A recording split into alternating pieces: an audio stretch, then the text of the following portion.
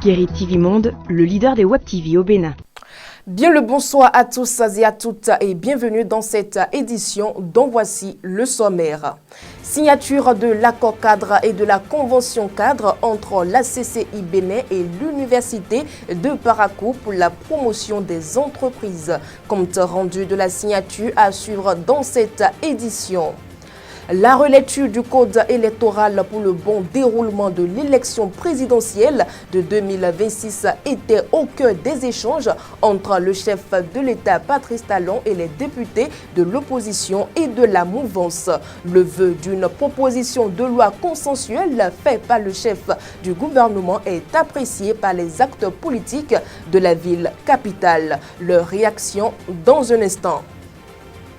En sport, l'entraîneur de la Côte d'Ivoire, Jean-Louis Gazette, a été limogé 2 jours après la défaite de son équipe face à la Guinée équatoriale. Il a été aussitôt remplacé. Les précisions dans ce journal.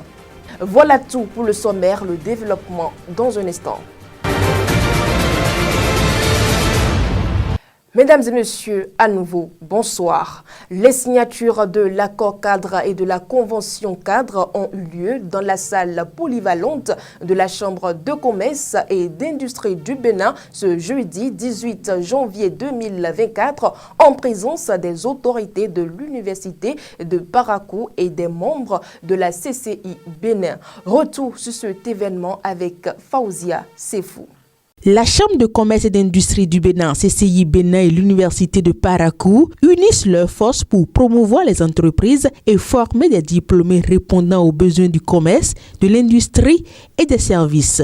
Ce jeudi 18 janvier 2024, au siège de l'institution consulaire, les premières bases de ce projet ambitieux ont été posées à travers la signature de l'accord cadre et de la convention cadre.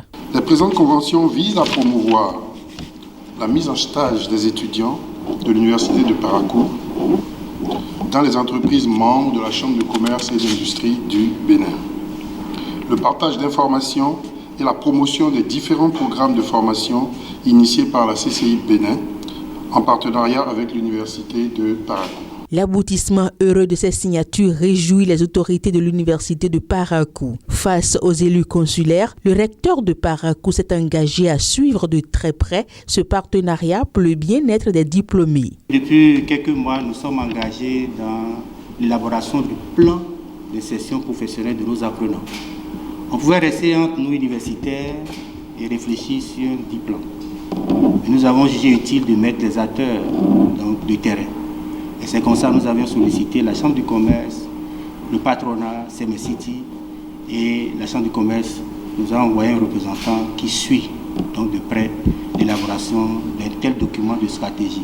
Nous remercions donc pour cette confiance. La confiance, c'est vrai, se mérite. Nous ferons tout ce qu'il faut pour que la confiance qui est placée en nous acceptant donc dans cette collaboration formelle, que cette confiance ne soit déçue. Nous ferons tout ce qu'il faut pour aller au-delà des attentes. La CCI Bénin, quant à elle, s'est engagée à jouer pleinement son rôle.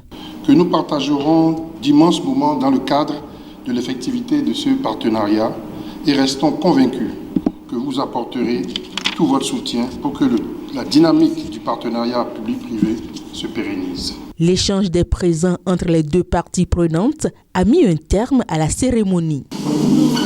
En politique, le chef de l'État, Patrice Talon, ne cherche pas à négocier un 3e mandat pour une élection présidentielle paisible en 2026. Il a formulé le souhait d'une proposition de loi consensuelle entre la représentation nationale. Cette approche du chef de l'État, Patrice Talon, initiateur de la rencontre entre partis politiques de l'opposition et de la mouvance, est appréciée par les acteurs politiques rencontrés dans la ville capitale. Suivez-les dans cet élément.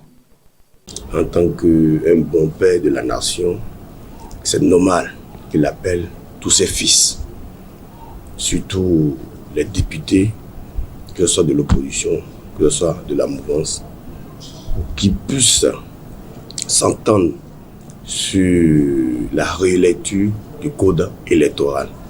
Parce que la relecture du code électoral nous interpelle tout le monde.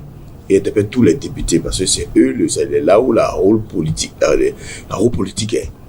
Donc c'est normal, en tant que chef, en tant qu'un bon père de la nation, d'appeler tous ses fils pour qu'ils puissent avoir un consensus entre tous les députés pour qu'ils puissent faire la relecture comme il se doit, pour que tout le monde se retrouve dans le travail fait dans l'ensemble. Tout le monde attendait à ce que le chef d'État dise « Bon, je vous ai appelé pour pouvoir réviser la Constitution ». Ce n'est pas ça. Le chef d'État est dans une démarche consensuelle. Il veut que tout parte de l'Assemblée. Même la Cour constitutionnelle qui a demandé qu'on fasse une relecture du code électoral, ce qui vient du sort des députés, le chef d'État pouvait ne pas recevoir les gens parce qu'il a une majorité ici qui permet de réviser le code électoral. Parce que le code électoral, c'est juste 55 députés. Il a 81 députés. Mais il n'a pas voulu cette option. Il veut que tout le monde y participe. Que ce soit ceux de l'opposition et ceux de la mouvance. Et vous voyez, ces temps-ci, le chef d'État est dans une démarche à ce que tout le monde soit impliqué quand il s'agit des grands sujets de la nation. Parce que le Bénin, c'est pour nous tous. La démarche du chef de l'État est une démarche vraiment louable, dans la mesure où la gestion du pouvoir public nécessite la prise en compte des aspirations de toutes les franges sociales. Dans la mesure où il s'agit des couches politiques et le cercle politique, on doit impérativement recueillir l'avis des différentes formations politiques.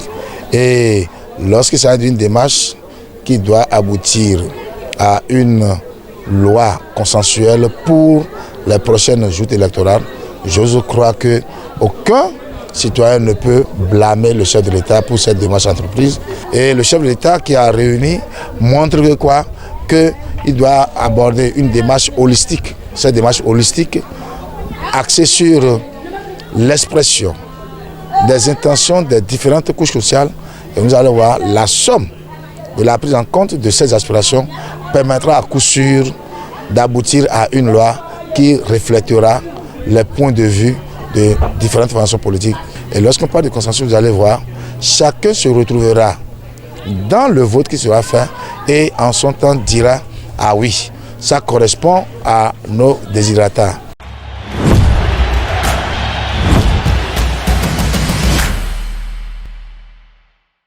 Plusieurs fans du football sont déçus par la défaite des éléphants face à la Guinée équatoriale lors du match de la 3e journée de la CAN Côte d'Ivoire 2023. Cette rencontre footballistique soldée par un score de 4-0 est diversement appréciée par les amoureux du Curon. Personne ne s'y attendait, c'était une humiliation, on avait suivi hier. Je pense que l'équipe ivoirienne, vraiment, c'est une équipe, une grande équipe, une grande nation de football. Mais ce qui s'est passé hier, tout le monde était étonné. L'équipe guinéenne était vraiment largement supérieure à cette équipe ivoirienne. C'est le football, je pense que ils vont peut-être reculer pour bien sauter. Nous allons voir ce qui va se passer parce que selon ce qui se passe officiellement, les Ivoiriens ne sont pas encore éliminés.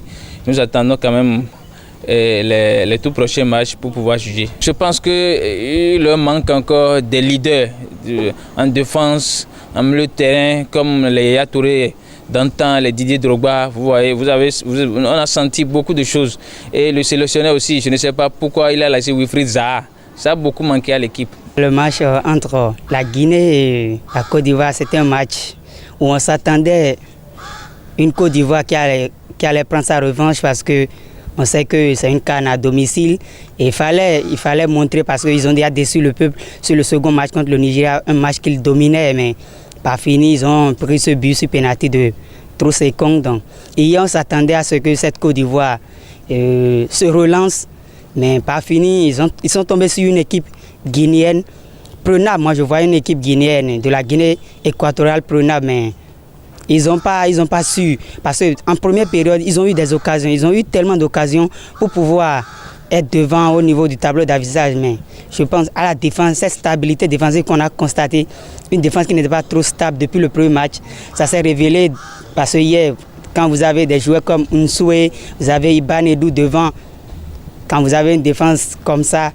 flexible, c'est difficile de pouvoir gagner ce match. La Côte d'Ivoire, étant donné à la maison, devait préparer cette rencontre-là d'une autre manière. Et quand nous allons rentrer dans le jeu, il faut voir que la Guinée équatoriale a joué plus en termes d'expérience que cette jeune équipe de la Côte d'Ivoire. Et je peux là totalement indexer le coach de la Côte d'Ivoire, lui qui a voulu miser sur la jeunesse alors qu'il fallait au moins insérer quelques expérimentés dans cette équipe-là. Et puis on laisse au banc pour dire qu'on veut miser totalement sur la jeunesse. Et puisque c'est une grande compétition, donc c'est difficile de jouer totalement avec une équipe jeune. Il faut d'abord dire d'entrée que les chances sont minces pour la Côte d'Ivoire se qualifier. Le péché mignon des dirigeants du football ivoirien, bon, il faut le dire, hein, ils n'ont pas misé sur l'expérience. Ouais, l'idée est bonne d'aller avec les jeunes, mais il fallait aussi les plus âgés, ceux qui ont l'expérience, qui peuvent faire la chose. Moi, c'est le premier aspect de cette humiliation, parce qu'on ne peut pas avoir des joueurs comme Marcelin Gradel au banc et on laisse d'autres joueurs, d'autres petits en train de se déambuler. C'est vrai, il y a eu des matchs amicaux dans lesquels ces petits ont prouvé, mais la CAN demeure la CAN.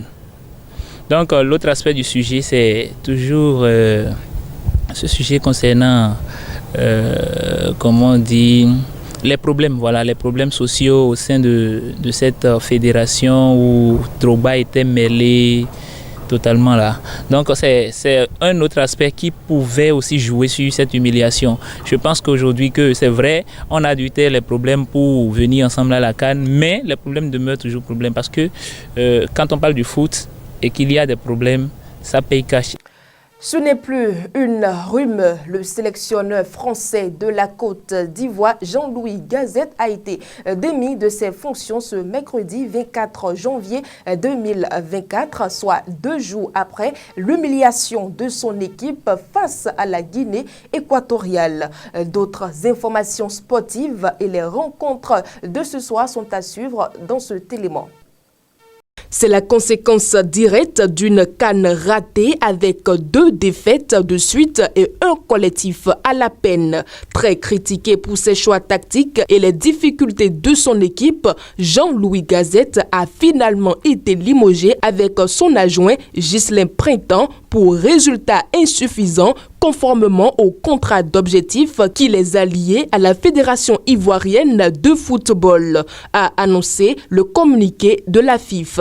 Même si l'espoir d'une qualification en 8e de finale demeure encore avant les derniers matchs de la phase de poule, les autorités ivoiriennes n'ont pas voulu attendre au vu de la pression populaire certainement. Tom Saintfiet, de son côté, a démissionné de son poste de sélectionneur de la Gambie après l'élimination spectaculaire de son équipe de la Coupe d'Afrique des Nations ce mardi 23 janvier 2024. Le technicien belge de 50 ans a annoncé sa décision après la défaite tardive de 3-2 des Scorpions face au Cameroun lors de leur dernier match dans le groupe C, une défaite qui laisse son équipe à la dernière place du groupe sans aucun point malgré tout l'enthousiasme qu'elle a suscité dans le tournoi. Saintfiet, qui a entraîné de nombreuses équipes nationales africaines, était à la tête de l'équipe de Gambie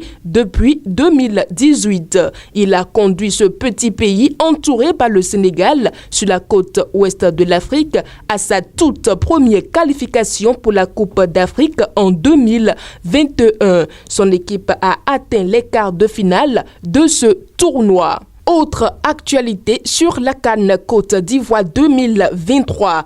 Impérial devant la Tanzanie et moins souverain face à la RDC, le Maroc doit de nouveau montrer les crocs face à la Zambie pour faire honneur à son statut de super favori de la CAN 2023. Les Lions de l'Atlas devront s'imposer face à la Zambie ce mercredi 24 janvier 2024 pour éviter toute mauvaise surprise bronze et une première place chippée par la RDC en cas de contre-performance. Le match est donc à suivre à partir de 20h GMT. À suivre également à 20h GMT le match entre la Tanzanie et la République démocratique du Congo. Mesdames et messieurs, c'est la fin de cette session informative. Merci de nous avoir suivis et portez-vous bien.